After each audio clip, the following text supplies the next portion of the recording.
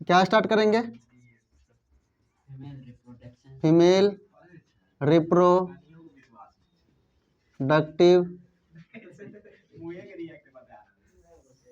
अच्छा चलो चल हल्ला बंद करो, चल इधर ध्यान दो। क्या है female reproductive system? Female reproductive system क्या होता है? सबसे पहले अपना लोग इससे पहले जो पढ़े थे, क्या पढ़े थे? मेल रिप्रोडक्टिव सिस्टम पढ़े थे। मेल रिप्रोडक्टिव सिस्टम में क्या सब पढ़े थे? जिसमें कि मेल का जो रिप्रोडक्टिव सिस्टम होता है वो पूर्ण रूप से मनुष्य के मेल में पूर्ण रूप से रिप्रोडक्टिव सिस्टम क्या होता है? डेवलप रहता है, ठीक है। उसी तरह से फीमेल में भी फीमेल रिप्रोडक्टिव सिस्टम जो है क्या होता है? पूर्ण रूप से डेवलप रहता है, ठीक है। किसमें? मानव के मादा में। तो इसको सबसे पहले हम इसके फिगर को देखेंगे, फिगर के साथ साथ देखेंगे इसके अंतर्गत कौन कौन सी रचनाएं आती है, और उस सभी रचनाओं को धीरे धीरे करके अपना लोग एक एक करके पढ़ने वाले। तो फीमेल रिप्रोडक्टिव सिस्टम की जो फिगर होता है ये कैसा होता है? एक त्रिकोणीय टाइप का होता है, इस टाइप का। कैसा होता है? एक त्रिकोणीय टाइप का होता है, ठीक है। बिल्कुल इजी फिगर है, बहुत ही इजी है, ठीक है। इसको पूरा आसानी तरीके से तो लोग बना सकता है,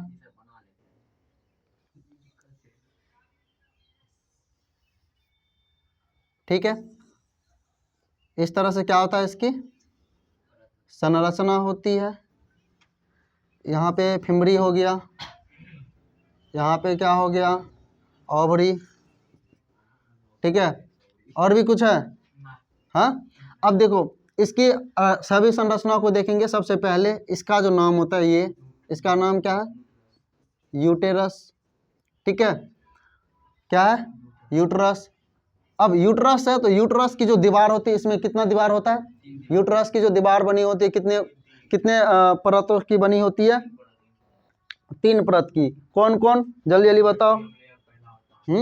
सबसे अंदर यानी भीतरी वाली परत जो है, यानी कि ये भीतरी परत, इसको क्या कहते हैं? इंडोमेट्रियम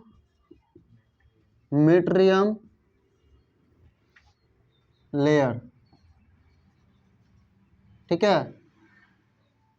उसके बाद दूसरा ये बीच वाले जो परत होता है, ये बीच वाले परत, इस परत को क्या कहते हैं?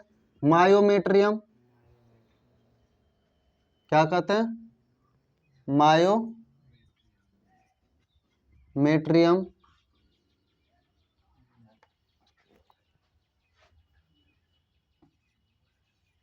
लेयर कहते हैं। और सबसे बाहरी परत होता है उसको क्या कहते हैं? पेरीमेट्रियम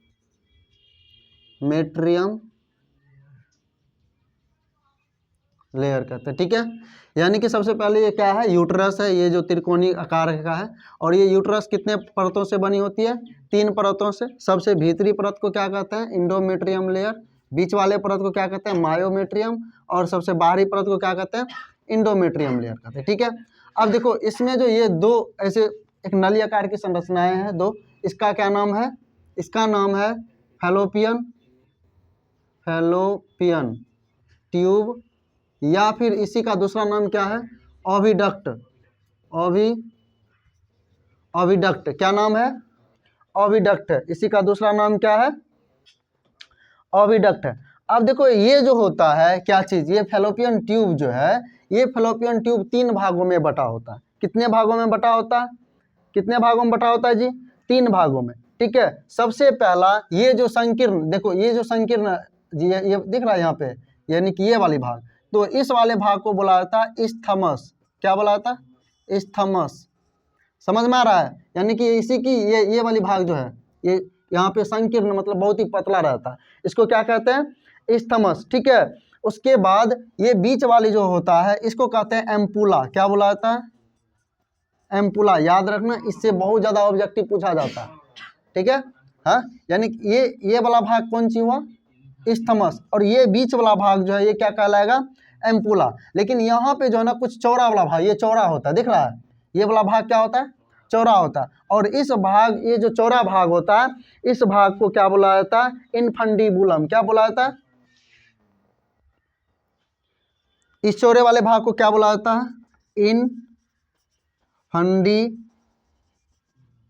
बोला जाता है, ठीक है। इस चौड़े भाग को क्या बोला जाता है? इनफंडीबुलम। समझ में आ गया? अब इसके जो ये जो ओविडक्ट है, ओविडक्ट की जो ये वाला भाग होता है, ठीक है, ये झालरनुमा रचना होती है। इस झालरनुमा रचना को क्या बोला जाता है? फिम्बरी, FIMBRI, ये फिम्बरी, ठीक है। फिम्बरी किसे बोला जाता है? यहाँ पे कुछ झालर जैसी संरचनाएं होती है, इसे क्या बोला जाता है? फिम्बरी बोला जाता है। समझ में आ गया? यानी कि ओविडक्ट जो है कितने भाग में बटा है? 1 2 3 4। ये जो ओविडक्ट है ये कितने भागों में बटा होता है? 4 भागों में। कितने भागों में? 4 भागों में। कौन कौन? इस्थमस, कौन?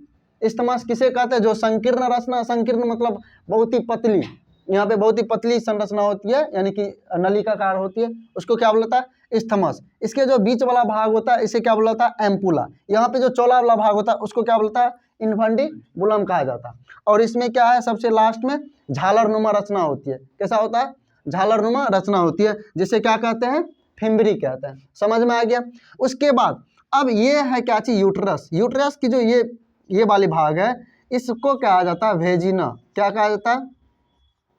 वेजिना कहा जाता है। समझ में आ गया? और यहाँ पे एक और संरचना, इसका क्या नाम है? ओवरी। क्या नाम है? ओवरी। समझ में आ गया सभी चीजें? हाँ, समझ में आ गया? इसमें और कोई दिक्कत पूरे फिगर के अंतर्गत?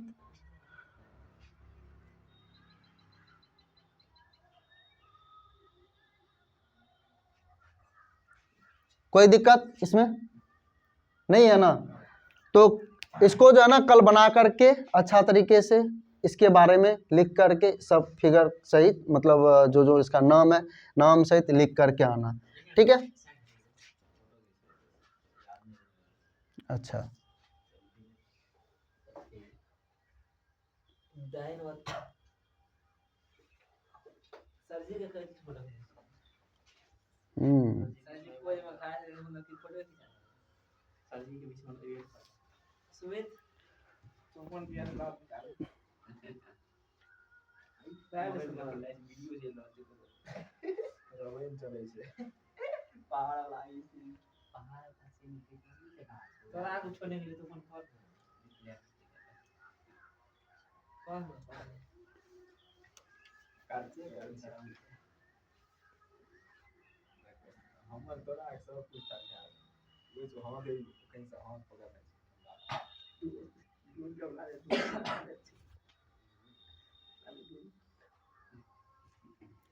चलो ध्यान दो। अब ये समझ में आ गया। अब इसमें हम एक एक करके चलेंगे। सबसे पहले अगर हम बात करेंगे कि फीमेल रिप्रोडक्टिव सिस्टम के अंतर्गत, फीमेल रिप्रोडक्टिव सिस्टम के अंतर्गत जो भी रचनाएं आते हैं वो कौन कौन होता है, तो अभी ये सब जितना भी लिखे हैं ये सब इसके अंतर्गत आता है। तो इसमें से जो मेन चीज़ है वो पहला क्या है? ओवरी। क्या है? ओवरी। सबसे पहला क्या है? ओवरी है, ठीक है। ओवरी के बाद क्या हो जाएगा? ओविडक्ट या फिर फैलोपियन ट्यूब। ओवरी है, ओवरी के बाद ये पूरा क्या है? फैलोपियन ट्यूब या फिर ओविडक्ट। क्या है? ओविडक्ट या फिर फैलोपियन ट्यूब, ठीक है। उसके बाद तीसरा नंबर में क्या हो जाएगा? यूटेरस। क्या हो जाएगा? यूटेरस। और चौथा नंबर में क्या हो जाएगा? वेजिना। क्या हो जाएगा? वेजिना। और पांचवा हो जाएगा मेमरी ग्लैंड।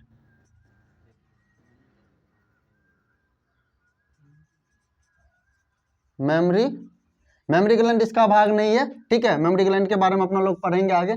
या फिर ब्रेस्ट इसे बोला जाता है। क्या बोला जाता है? ब्रेस्ट, ठीक है। तो ये सभी चीज क्या आता है? फीमेल रिप्रोडक्टिव सिस्टम के अंतर्गत आता है। अब हम लोग एक एक करके जानेंगे कि पहले ओवरी क्या होता है, ठीक है। किसको जानेंगे? ओवरी क्या होता है। इस फिगर को हटा दें।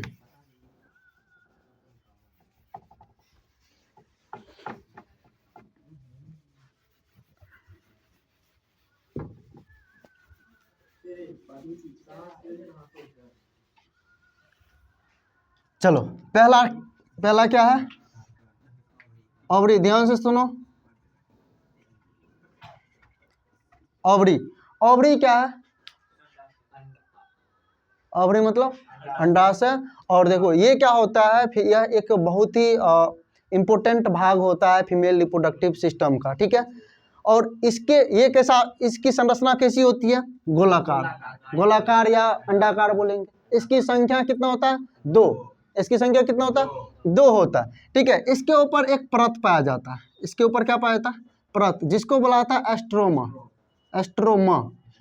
ठीक है, कोई भी मतलब क्वेश्चन में अगर ऐसे पूछे कि अंडाशय के ऊपर मतलब अंडाशय की जो परत होती है उस परत को क्या कहा जाता है, अंडाशय के ऊपरी परत को क्या कहा जाता है, क्या कहा जाता है बोलो, एस्ट्रोमा कहा जाता है। ठीक है, क्या कहा जाता है जी, एस्ट्रोमा। किसे कहा जाता है एस्ट्रोमा, अंडाशय के ऊपरी परत को क्या कहा जाता है, एस्ट्रोमा कहा जाता है। अब देखो जब इसमें मेंस्ट्रुएशन फेज आता है यानी स्टेज आता है, फीमेल में जब मेंस्ट्रुएशन स्टेज आता है तो इसमें उगोनिया होता है, क्या होता है उगोनिया। ठीक है, उगोनिया से क्या बनता है ओवम, ओवम का निर्माण होता है, उगोनिया से क्या होता है ओवम का निर्माण होता है। समझ में आ गया यहाँ तक, हाँ ठीक है। यानी कि मेंस्ट्रुएशन साइकिल होने के बाद, मेंस्ट्रुएशन स्टेज आने के बाद इसमें क्या इसके उगोनियस यानी कि इसके अंदर उगोनिया होता है, या फर्स्ट क्या कहते हैं उसको, किधर गया,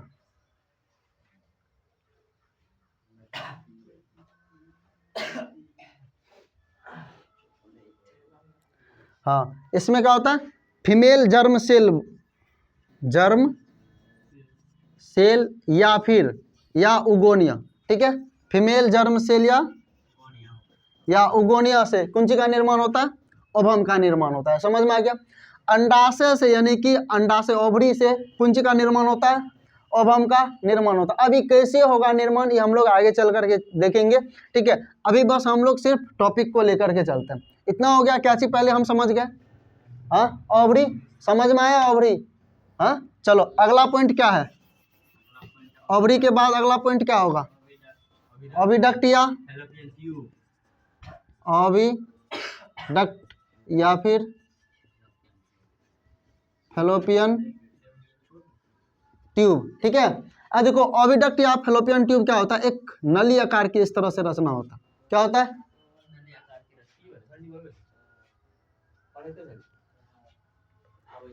एक नली आकार की क्या होती है रचना होती है। ठीक है, और ये कितने भागों में बटे होते हैं, 4 भागों में। कितने भागों में बटे होते हैं जी, 4 भागों में। कौन कौन भाग है, इसका पहला भाग क्या है जल्दी जल्दी बता, पहला भाग इस्थमस, दूसरा भाग हाँ एम्पुला, तीसरा भाग क्या है इनफंडिबुलम, और चौथा भाग